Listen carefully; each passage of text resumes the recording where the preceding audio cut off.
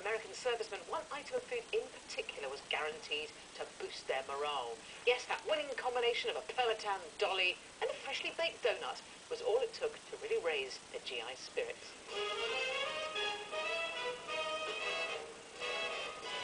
In 1942, if you were a homesick American soldier on British soil, a service club was the place to be. Here, servicemen could let their hair down, socialise, and feel at home. And the key to the success of the whole evening was the good old American donut. So the idea started in the First World War. The Salvation Army decided to give the American soldiers a taste of home and boost their morale, so they decided to make them donuts. The idea was such a success that the American Red Cross made it central to their entertaining of the troops in the Second World War. Venues called service clubs were set up near US Army bases, and American girls known as Doughnut Dollies were hired to entertain the troops and serve up their favourite snack. They flirted with the men, they chatted to them, they provided an ear to listen to, and they earned this affectionate nickname.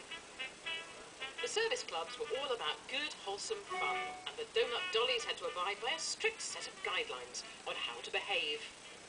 They always had to be happy, they had to be always well groomed, they couldn't have a lazy no makeup day, they had to be intelligent, they had to be good looking. A lot of them were very well educated and some of them had degrees, but they had to be able to hold conversation and most of all be charming. The Dollies and their donuts were such a huge hit with the US troops that a way of reaching more army bases around Britain was needed.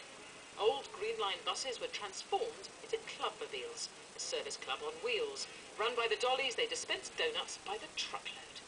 In June 1944, American forces were preparing to invade northern France, and alongside the tanks and armoured cars, another vehicle was being prepared to cope with the war-torn terrain of continental Europe.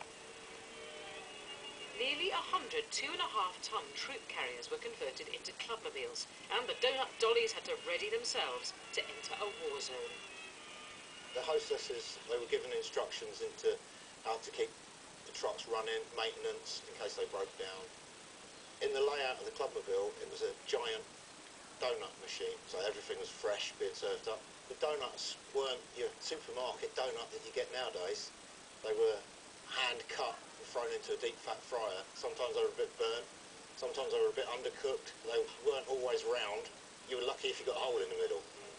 But the GIs didn't mind their donuts a bit rough and ready, and the Clubmobile convoy advanced right across Europe until victory was secured on May the 7th, 1945. During World War II, the Red Cross purchased enough flour to make 1.6 billion donuts, eventually serving them at a rate of 400 per minute. These heroic Doughnut Dollies could be proud that they had well and truly won the battle for the hearts, minds and stomachs of the grateful American soldiers.